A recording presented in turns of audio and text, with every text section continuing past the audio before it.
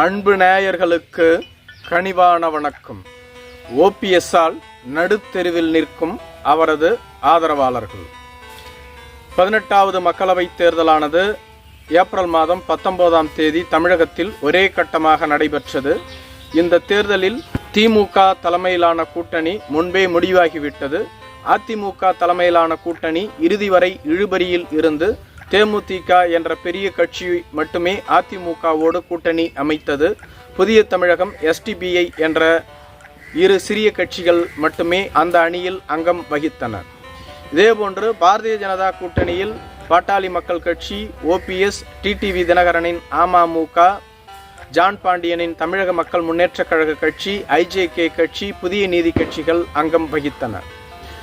எடப்பாடி பழனிசாமியினுடைய எதிர்ப்பாளர்களை ஒன்று திரட்டி அதிமுகவின் உரிமை மீட்பு கழகம் என்ற இயக்கத்தை நடத்தி வருகிறார். அதிமுகவை எடப்பாடி பழனிசாமியிடமிருந்து மீட்பதே எனது முதல் குறிக்கோள் என்று இதனால் வரையிலும் பயணித்து வந்தார். எனவேதான் ஓபிஎஸ்ஸின் பின்பு எடப்பாடியினுடைய எதிராளிகள் அணிவகுத்தார்கள். அந்த வகையில் தஞ்சாவூரைச் சேர்ந்த வைத்தியலிங்கம், மனோஜ் பாண்டியன், வெல்லமண்டி நடராஜன், புகழேந்தி போன்றோர்கள் ஓபிஎஸ்ஸுக்கு ஆதரவாக செயல்பட்டார்கள். நாடாளுமன்ற தேர்தல் நெருங்கும் சமயத்தில் பாரதிய ஜனதா கட்சியானது ஓபிஎஸ்ஸுக்கு துணை நின்று இரட்டை இலை சின்னத்தை முடக்க தயாரானது. ஓபிஎஸ் அவர்களுக்கு பாரதிய ஜனதா கூட்டணியில் 13 தொகுதிகள் வரை கொடுக்க திட்டமிட்டிருந்ததாகவும், அந்த 13 தொகுதிகளுக்கும் ஓபிஎஸ் அவர்கள் பி ஃபார்மில் இரட்டை இலை சின்னத்தை கேட்டு தேர்தல் ஆணையத்திற்கு மனு அளிக்க வேண்டும் என்றும் பாரதிய ஜனதா கட்சி நிர்பந்தம் செய்ததாகவும் கூறப்படுகிறது. ஆனால் ஓபிஎஸ் அவர்களோ இதனை ஏற்கவில்லை என்றும், 13 தொகுதிகள் வரையில் போட்டியிடுவதற்கு தன்னிடம் நிதி இல்லை என்றும், 2 தொகுதிகள் மட்டும் கொடுத்தால் போதும் என்று கூறியதாகவும் சொல்லப்படுகிறது.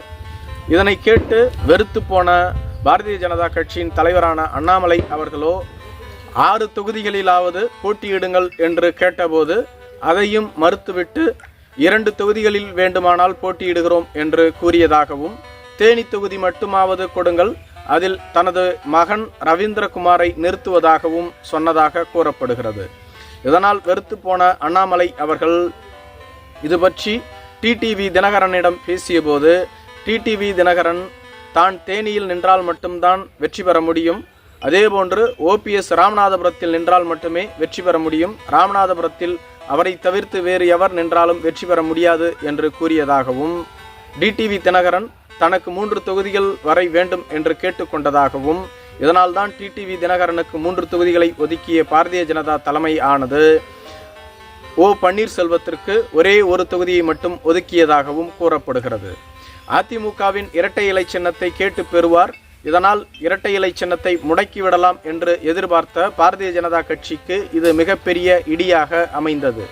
மேலும் ஓபிஎஸ் அவர்கள் தமிழகம் முழுவதும் உள்ள அதிமுகவினுடைய தொண்டர்கள் பலர் தன் பக்கம் இருப்பதாக கூறி வருகிறார். இதனால் அதிமுகவினுடைய போட்டி குழுவை உருவாக்கி இரட்டை இலை சின்னத்தை முடக்கிவிடலாம் என்று திட்டம் தீட்டியிருந்த பாரதிய ஜனதா கட்சியினுடைய திட்டம் இதனால் எடுபடாமல் சென்றது.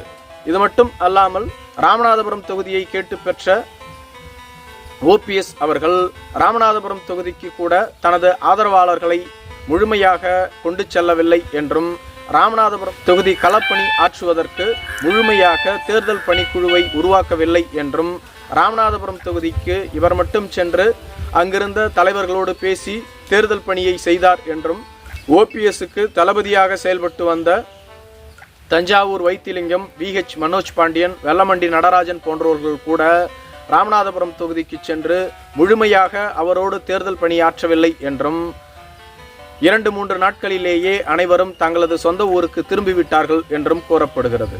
இதற்கு காரணம் அவர்களுக்கு தேவையான ஒத்துழைப்பை ஓபிஎஸ் அவர்கள் வழங்கவில்லை என்றும் கூறப்படுகிறது. ராமநாதபுரத்தில் ரத்னம் என்பவர் மட்டுமே ஓபிஎஸ்ஸுக்காக இறுதி வரையிலும் களத்தில் இருந்து பணியாற்றியவர். ராமநாதபுரத்தில் வெற்றி பெற்று விடுவார் என்று ஓபிஎஸ் கூறப்பட்டாலும் கூட அதற்கு அதிக அளவு பணம் கொடுத்ததாகவும் கூறப்படுகிறது. தேர்தல் முடிந்த பின்பு ராமநாதபுரம் தொகுதி மக்களுக்கு பரிசு பொருட்களை கொடுப்பதற்காக பரிசு பொருட்கள் கொண்டு சென்ற போதும் அங்கிருந்த ஓபிஎஸ் ஆதரவாளர்களிடம் பிரித்து கொடுத்து மக்களுக்கு பரிசு பொருட்களை வழங்கச் சொன்னபோது ஓபிஎஸ் வழங்கிய பரிசு பொருட்கள் அனைத்தையும் ஓபிஎஸ்ஸினுடைய ஆதரவாளர்களே எடுத்துக்கொண்டார்கள் என்றும் பரிசு பொருட்கள் எதுவுமே மக்களுக்கு சென்று சேரவில்லை என்றும் கூறப்படுகிறது. ஓபிஎஸ்ஐ நம்பி ஓபிஎஸ் பின்னால் அணிவகுத்த பலர் என்ன செய்வதென்று தெரியாமல் தற்பொழுது விழித்து வருவதாகவும் கூறப்படுகிறது. இவர் எடப்பாடியிடம் இருக்கக்கூடிய அதிமுகவை கைப்பற்றி விடுவார் என்ற எண்ணத்தில்தான் ஓபிஎஸ் பின்னால் அணிவகுத்தார்கள். தற்பொழுது எடப்பாடியை எதிர்க்க துணியாமல் தயக்கம் காட்டி வருகிறார். இவர் தனி அணியாக செயல்பட துணிந்து விட்டார் என்றும் கூறப்படுகிறது. எனவே அதிமுகவிலிருந்து இவரை நம்பி வெளியேறியவர்கள் என்ன செய்வதென்று தெரியாமல் விழித்து வருகிறார்கள். ஓபிஎஸ்ஸினுடைய தற்பொழுதைய திட்டம் தனி அணியாக செயல்பட்டு தனித்து ஒரு கட்சியை உருவாக்கும் திட்டத்தில் இருப்பதாகவும் சொல்லப்படுகிறது. ஆனால் இது பற்றி முழுமையாக ஆலோசனை நடத்தவில்லை என்றும் ஓபிஎஸ் ஆதரவாளர்கள் அனைவரும் தேர்தல் முடிந்த பின்பு கூட்டப்பட்டு அவர்களோடு ஆலோசனை நடத்தப்பட்டு அடுத்து என்ன செய்யலாம் என்று கூடி பேசி அந்த திட்டத்தை முன்னெடுக்கலாம் என்றும் கூறப்படுகிறது. நன்றி.